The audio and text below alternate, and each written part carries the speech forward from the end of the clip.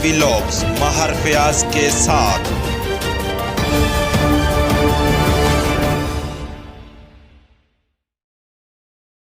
अस्सलामुअलैकुम, मैं हूं महर फयाज और आप देख रहे हैं मेरा यूट्यूब चैनल महर व्लॉग। अगर आप पहली बार मेरी वीडियो को देख रहे हैं तो बराए मेहरबानी इस वीडियो को लाइक कर दें और चैनल को ज़रूर सब्सक्राइब कर दें। आज मैं आपको मुकम्मल तफसील बताऊंगा मलेशिया वीज़े के मुतल्लिक, डॉक्यूमेंट्स जमा करवाने से लेकर मलेशिया पहुंचने तक। अगर वीडियो थोड़ी सी लंबी हो जाए तो उसके लिए मैं माजरत ख्वाह हूँ। सबसे पहले हम बात करते हैं, जब आप किसी एजेंसी को या किसी एजेंट को अपने डॉक्यूमेंट्स देते हैं मलेशिया वीज़े के लिए, तो एक दिन के बाद या 2 दिन के बाद आपकी एजेंसी या आपका जो एजेंट होता है वो आपको कहता है आप इस्लामाबाद चले जाए मेडिकल के लिए या लाहौर चले जाए मेडिकल के लिए। अगर हम बात करें मेडिकल की फ़ीस की तो वो 15,000 पाकिस्तानी होती है जो आपने खुद पे करनी होती है। जब आपका मेडिकल ऑनलाइन हो जाता है उसके बाद आपके डॉक्यूमेंट्स इमिग्रेशन में चले जाते हैं और 15 या 20 दिन के बाद या 1 महीने के बाद इमिग्रेशन की जानिब से इस तरह का लेटर इशू किया जाएगा आपके एजेंट को या आपकी एजेंसी को।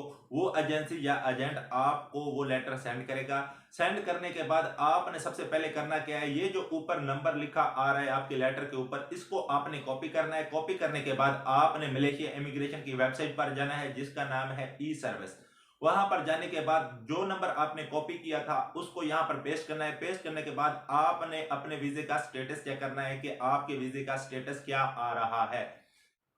चेक करने के बाद आपको पता चल जाएगा कि आपके वीजे का स्टेटस क्या है, लोलस है, बायर है या चितक है। अगर आपके वीजे का स्टेटस चितक लिखा आ रहा है तो इसका मतलब आप तैयारी कर लें मलेशिया के लिए, क्योंकि 10-15 दिन के बाद या 20 दिन के बाद आपकी टिकट हो जाएगी। लेकिन उससे पहले आपको आपकी एजेंसी या आपका एजेंट ई वीजा आपको निकलवा के देगा, जिसे एंट्री वीजा भी कहते हैं। लेकिन आपने परेशान नहीं होना, क्योंकि मैं जो बात कर रहा हूं ये कॉलिंग वीजे की बात कर रहा हूं, मैं विजिट वीजे की बात बिल्कुल भी नहीं कर रहा।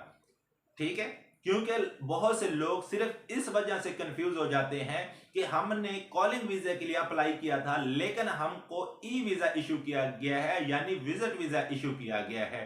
तो इसका क्या मतलब है, हमने तो पैसे जो दिए थे वो कॉलिंग वीजे के लिए दिए थे, लेकिन हमारा एजेंट या हमारी एजेंसी हमें ई वीजा दे रही है। तो इसका क्या मतलब है, अब हमें शो मनी भी चाहिए होगी, हमें होटल बुकिंग भी चाहिए होगी, अब हमें रिटर्न टिकट भी चाहिए होगी। क्योंकि आपको पता है कि जब आपके पास ई वीजा होता है तो आपके दिमाग में सिर्फ यही बात आ रही होती है कि जनाब ये तो विजिट वीजा है, लेकिन नहीं, ये विजिट वीजा नहीं होता। अगर आपने कॉलिंग वीजा अप्लाई किया है, यानी ए टू बी किया है या ए टू ए किया है, चाहे मैन्युफैक्चरिंग का किया है, प्लांटेशन का किया है, कंस्ट्रक्शन का किया है या सर्विस सेक्टर का वीजा अप्लाई किया है, तो सब के सब सेम ही प्रोसेस होता है।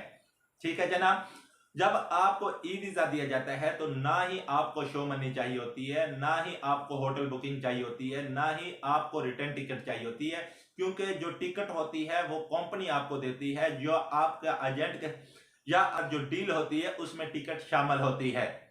ठीक है, वो टिकट आपके एजेंट की तरफ से होती है या कंपनी की तरफ से टिकट होती है। तो आपको रिटर्न टिकट भी नहीं चाहिए होती, होटल बुकिंग भी नहीं चाहिए होती, ना ही शो मनी चाहिए होती है। जेब में 5 रिंगट भी है, 500 रिंगट भी है, तो कोई चेकिंग नहीं होगी आपकी शो मनी। जब आप उस विजिट वीजे पे यानी ई वीजे पे आप अप्लाई करते हैं मलेशिया के लिए, तो जब आप एयरपोर्ट पर पहुंचते हैं तो इमिग्रेशन आपको एक साइड पर बिठा देती है, क्योंकि आप अकेले नहीं होते। कोई बंदा भी अप्लाई करता है मलेशिया का वीजा तो जब भी वो आता है तो उसके साथ एक ग्रुप होता है, चाहे 5 बंदों का हो या 10 बंदों का हो या 50 बंदों का हो या 500 बंदों का हो, वो एक ग्रुप की शक्ल में ही आते हैं मलेशिया में। कोई कराची से आता है, कोई पेशावर से आता है, कोई इस्लामाबाद से आता है, कहीं से आता है, लेकिन मलेशिया एयरपोर्ट पर आकर सब एक साथ ही हो जाते हैं।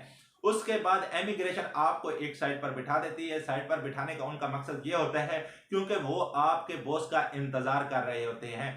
कंपनी का आपने वीजा अप्लाई किया था या आपकी एजेंसी ने या आपके एजेंट ने वीजा अप्लाई किया था, उस कंपनी का बॉस एयरपोर्ट पर आएगा। हो 2 घंटे के बाद भी आ सकता है, आपका बॉस आधे घंटे के बाद भी आ सकता है, आपका बॉस 1 घंटे के बाद भी आ सकता है। लेकिन आपने बिल्कुल भी परेशान नहीं होना, क्योंकि वो आपको काउंटर क्रॉस करवाने के लिए ही आया होता है।